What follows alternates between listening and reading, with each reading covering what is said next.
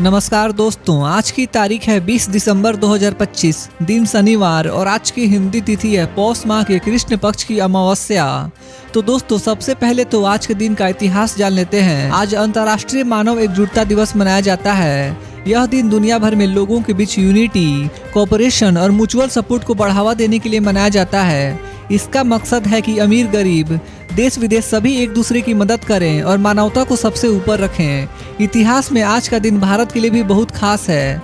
साल 1876 में आज ही के दिन महान लेखक बंकिम चंद्र चट्टोपाध्याय ने वंदे मातरम की रचना की थी। यह गीत बाद में आज़ादी की लड़ाई में देशभक्ति का सबसे बड़ा प्रतीक बना और करोड़ों भारतीयों को एकजुट किया। साल 1988 में 20 दिसंबर को भारत में एक ऐतिहासिक फैसला लिया गया। मतदान की उम्र 21 साल से घटाकर 18 साल कर दी गई। इससे युवाओं को देश की राजनीति में सीधा हिस्सा लेने का मौका मिला और लोकतंत्र और मजबूत हुआ। वहीं साल 1990 में आज ही के दिन भारत और पाकिस्तान के बीच एक अहम समझौता हुआ, जिसमें दोनों देशों ने एक दूसरे पर परमाणु हमला न करने का वादा किया। यह समझौता क्षेत्र में शांति और सुरक्षा के लिए बहुत जरूरी माना गया। तो दोस्तों, ये था आज के दिन का इतिहास। तो चलिए अब जानते हैं आज की देश भर की सबसे बड़ी खबरें। प्रधानमंत्री मोदी ने WHO global summit on traditional medicine के समापन कार्यक्रम में हिस्सा लिया। इस मौके पर पीएम मोदी ने आयुष सेक्टर से जुड़ी 5 बड़ी इनिशिएटिव्स लॉन्च की। इनमें माई आयुष पोर्टल और आयुष मार्क जैसे डिजिटल प्लेटफॉर्म्स शामिल हैं। इनका मकसद आयुर्वेद, योग और आयुष प्रोडक्ट्स की क्वालिटी को ग्लोबल लेवल पर मजबूत करना है। पीएम मोदी ने कहा कि भारत की ट्रेडिशनल मेडिसिन अब पूरी दुनिया में ट्रस्ट का सिंबल बन रही है। यह कदम हेल्थ सेक्टर और स्टार्टअप इकोसिस्टम दोनों के लिए बहुत बड़ा बूस्ट माना जा रहा है। कल संसद का विंटर सेशन ऑफिशियली खत्म हो गया। लोकसभा और राज्यसभा दोनों सदनों की कार्यवाही अनिश्चितकाल के लिए स्थगित कर दी गई। प्रधानमंत्री नरेंद्र मोदी अंतिम दिन सदन में मौजूद रहे। इस सत्र में कई इंपॉर्टेंट बिल्स पर चर्चा हुई और प्रोडक्टिविटी रिकॉर्ड लेवल पर रही। हालांकि अपोजिशन का हंगामा भी देखने को मिला, लेकिन सरकार ने कई जरूरी मुद्दों पर डिबेट पूरी की। पीएम मोदी ने कहा कि संसद लोकतंत्र का सबसे मजबूत पिलर है और कंस्ट्रक्टिव डिस्कशन देश के लिए बहुत जरूरी है। प्रधानमंत्री मोदी आज 20 दिसंबर को पश्चिम बंगाल के दौरे पर जाने वाले हैं। इस दौरे में पीएम मोदी करीब 3200 करोड़ रुपए की नेशनल हाईवे प्रोजेक्ट्स का उद्घाटन और फाउंडेशन स्टोन रखेंगे। इन प्रोजेक्ट्स से रोड कनेक्टिविटी बेहतर होगी और ट्रेवल टाइम कम होगा। सरकार का कहना है कि इससे ट्रेड, बिजनेस और टूरिज्म को भी बड़ा फायदा मिलेगा। पीएम मोदी का फोकस इंफ्रास्ट्रक्चर डेवलपमेंट पर साफ नजर आ रहा है, खासकर ईस्टर्न इंडिया में। प्रधानमंत्री मोदी की पॉपुलैरिटी सोशल मीडिया पर लगातार बनी हुई है। एक्स प्लेटफॉर्म पर भारत की सबसे ज्यादा लाइक्ड पोस्ट की लिस्ट में पीएम मोदी की 8 पोस्ट टॉप 10 में शामिल हैं।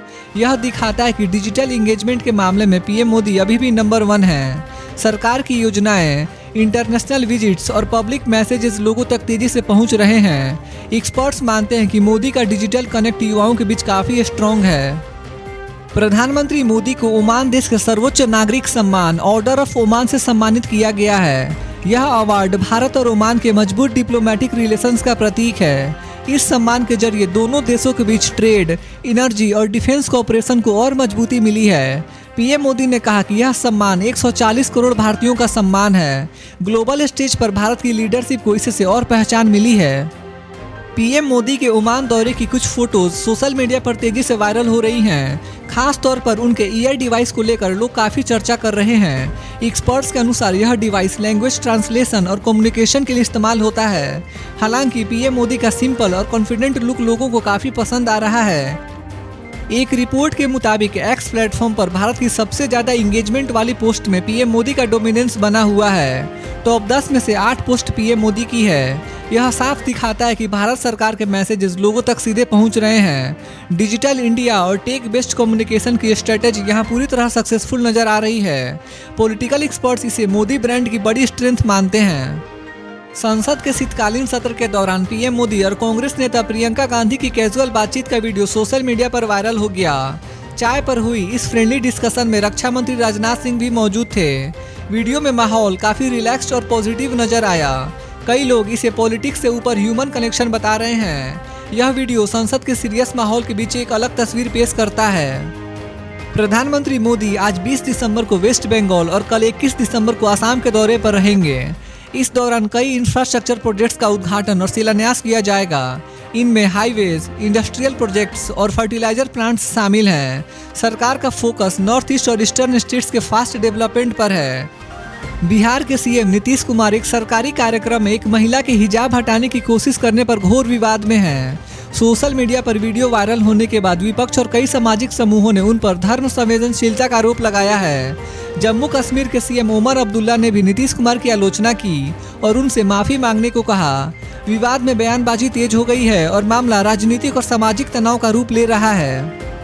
मुख्यमंत्री नीतीश कुमार ने बिहार में मोबाइल फॉरेंसिक साइंस वैन्स को हरी झंडी दिखाई। इन खास वाहनों से अब क्राइम स्पॉट पर ही एविडेंस की जांच की जा सकेगी। सरकार का कहना है कि इससे क्राइम इन्वेस्टिगेशन फास्ट होगी और दोषियों को जल्द सजा मिलेगी। यह कदम बिहार की लॉ एंड ऑर्डर सिस्टम को मजबूत करने के लिए उठाया गया है। पुलिस और फॉरेंसिक एक्सपर्ट्स के लिए यह सुविधा काफी मददगार मानी जा रही है। नीतीश कुमार ने कहा कि जनता को सुरक्षित माहौल देना सरकार की पहली प्रायोरिटी है। उत्तर प्रदेश के मुख्यमंत्री योगी आदित्यनाथ ने कोडिन कफ सिरफ तस्करी मामले को लेकर बड़ा बयान दिया है। सीएम योगी ने साफ कहा कि इस केस में जिन लोगों के नाम सामने आ रहे हैं उनके कनेक्शन समाजवादी पार्टी से जुड़े बताए जा रहे हैं। योगी ने कहा कि यह मामला सिर्फ नशे का नहीं बल्कि प्रदेश की सुरक्षा से जुड़ा है। उन्होंने पुलिस और एसटीएफ को क्लियर इंस्ट्रक्शंस दिए हैं कि जांच पूरी तरह ट्रांसपेरेंट हो और किसी भी आरोपी को बख्शा न जाए। सीएम योगी ने यह भी कहा कि यूपी सरकार जीरो टॉलरेंस पॉलिसी पर काम कर रही है। मुख्यमंत्री योगी आदित्यनाथ ने यूपी के विकास को लेकर बड़ी जानकारी दी है। सीएम योगी ने बताया कि देश और विदेश की कई कंपनियों ने उत्तर प्रदेश में करीब 6500 करोड़ का इन्वेस्टमेंट करने में रुचि दिखाई है। यह निवेश मैन्युफैक्चरिंग, ग्रीन एनर्जी, फार्मा और फूड प्रोसेसिंग जैसे सेक्टर्स में होगा। योगी ने कहा कि इससे हजारों युवाओं को जॉब्स मिलेंगी। उन्होंने दावा किया कि यूपी अब बीमारू राज्य नहीं बल्कि फास्टेस्ट ग्रोइंग स्टेट बन चुका है। वेस्ट बंगाल की मुख्यमंत्री ममता बनर्जी ने एक बड़ा पॉलिटिकल डिसीजन लिया है। राज्य सरकार की रोजगार योजना करमश्री का नाम बदलकर अब महात्मा गांधी स्कीम किया जाएगा। सीएम ममता ने कहा कि महात्मा गांधी देश के लिए इंस्पिरेशन है और उनका नाम किसी भी वेलफेयर स्कीम से हटाना गलत है। उन्होंने साफ कहा कि केंद्र सरकार के फैसलों से वह सहमत नहीं है। यह फैसला आज कोलकाता में हुए एक सरकारी कार्यक्रम में लिया गया। आज वेस्ट बंगाल में राजनीति फिर गर्मा गई है जब टीएमसी विधायक मदन मित्रा का एक वीडियो सोशल मीडिया पर वायरल हुआ। इसमें वे एक पब्लिक मीटिंग में कहते नजर आ रहे हैं कि भगवान श्री राम मुस्लिम थे, हिंदू नहीं। यह बयान जल्दी ही पॉलिटिकल कंट्रोवर्सी में बदल गया। बीजेपी ने इस बयान को हिंदू धर्म का अपमान बताया और ममता बनर्जी सरकार पर तीखा हमला किया। बीजेपी नेताओं का कहना है कि इस तरह की बातें लोगों की रिलीजियस फीलिंग्स को हर्ट करती हैं और चुनाव से पहले टेंशन बढ़ाती हैं। वहीं मदन मित्रा के समर्थक और कुछ मीडिया रिपोर्ट्स कहते हैं कि यह वीडियो पुराने स्पीच का एडिटेड वर्जन है और इसे करंट समय में गलत कॉन्टेक्स्ट में दिखाया जा रहा है।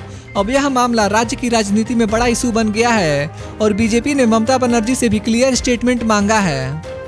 देश के सर्राफा बाजार में सोने और चांदी के दामों में तेजी देखी गई है। आज 24 कैरेट सोना लगभग 1,34,850 रुपये प्रति 10 ग्राम के स्तर पर पहुंच गया है। वहीं चांदी का भाव करीब 2,11,100 रुपये प्रति किलोग्राम रहा। दिल्ली, मुंबई, चेन्नई और कोलकाता जैसे बड़े शहरों में भी दाम बढ़े हुए नजर आए। अंतर्राष्ट्रीय बाजार में अनिश्चितता और सुरक्षित निवेश की बढ़ती मांग के कारण सोने की कीमतों में यह तेजी देखने को मिली है। तो दोस्तों, आज के लिए बस इतना ही था। देश भर के छोटे बड़े अपडेट्स और हर दिन के मुख्य समाचार देखने के लिए हमारे यूट्यूब न्यूज चैनल इंडियन जनता न्यूज को सब्सक्राइब जरूर करें। मिलते हैं अगली वीडियो में, तब तक के लिए बाय बाय, टेक केयर, जय हिंद।